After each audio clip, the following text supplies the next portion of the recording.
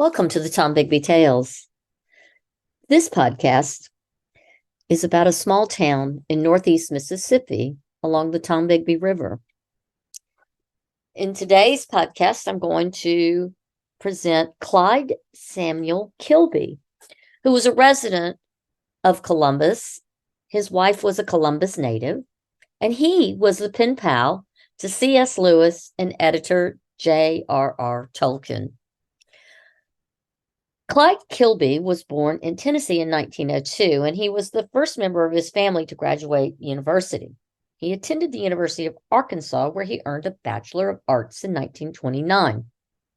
While in college, he worked part-time at John Brown University, where he met a young math instructor, Martha Harris, a Mississippi State College for Women graduate, and a Columbus, Mississippi native.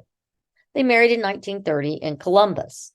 One of the flower girls at their wedding was little Chibi Gaines, who would later become Chibi Bateman, the founder of the current Lowndes County Library, and would be lifelong friend of the Kilbys, and would eventually introduce me to the professor and his wife, Miss Martha. The newlyweds then left for the University of Minnesota, where Kilby earned his M.A. in literature and English. In 1935, upon graduation, they moved to Wheaton, Illinois, where he was made the Dean of Men and Assistant Professor of English.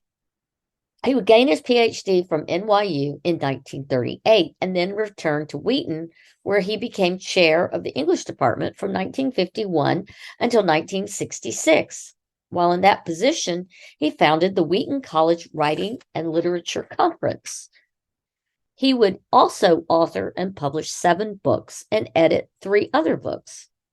Kilby was an early C.S. Lewis scholar, and C.S. Lewis is the author of the Chronicles of Narnia, if you're not familiar with his work, and many other pieces of literature as well.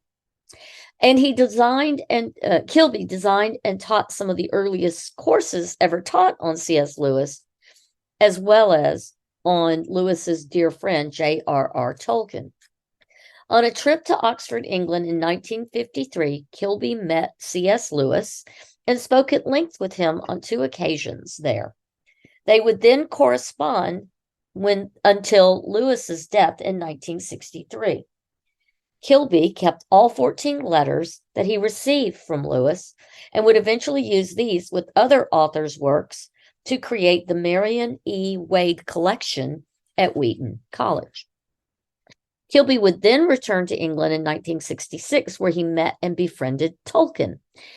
And Tolkien, should I remind you, is the fame of The Hobbit and the Lord of the Rings trilogy. Kilby would assist Tolkien in assembling the then unpublished The Silmarillion, which would finally be published posthumously in 1977. The 14 letters they also had are in the Wade collection.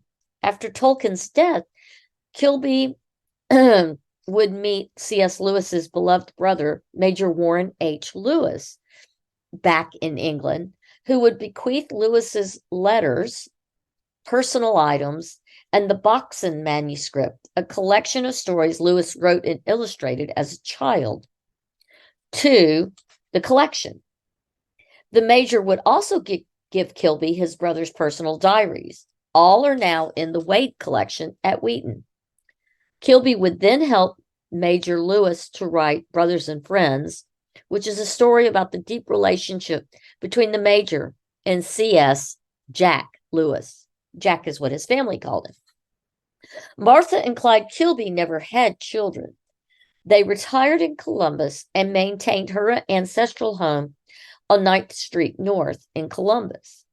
He was an active member of St. Paul's Episcopal Church and is buried in the Albright family plot next to his wife in Friendship Cemetery. The Albrights were her maternal family line. Thanks to Dr. Kilby, I read every book, paper, essay, or letter from C.S. Lewis and Tolkien. While I fell in love with their stories as a child, I never understood the depth of the religious underpinnings and allegories in everything that Tolkien and Lewis wrote until meeting and talking to Dr. Kilby. His porch was a magical place in the backwaters of Mississippi to foster in this 18-year-old kid so much curiosity about literature and the quirky friendship between Lewis and Tolkien.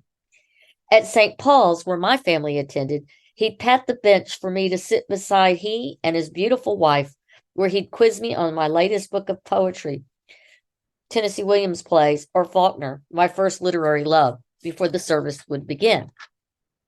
Most people in Columbus have no idea who Dr. Kilby was or his contribution to British literature. Maybe this podcast episode sheds a little more light on the treasure he was. I'd like to think so. If you'd like to see his former home, which is located at 608 9th Street North and was recently sold here in Columbus, I would love for you to drive by and go see it. It was built in 1840, and it's a lovely home that sits on about a half of a lot. To learn more about Columbus, and do visit and like the Historic Home Tours Facebook page. And please remember to follow, comment, and subscribe to the Tom Bigby Tales. I want to thank you for following me tonight, even though this is a brief podcast today. I think it's an important one because I think we often, in our love of history, we often overlook those who make literary and artistic contributions in a community. And I think Dr. Kilby, even though he's not a native to Columbus and he adopted our city in his final years, I do think he's an important contribution, not only to Columbus history, but also to British literature in the United States. I want to thank you for coming to my little podcast, and I hope to see you again tomorrow.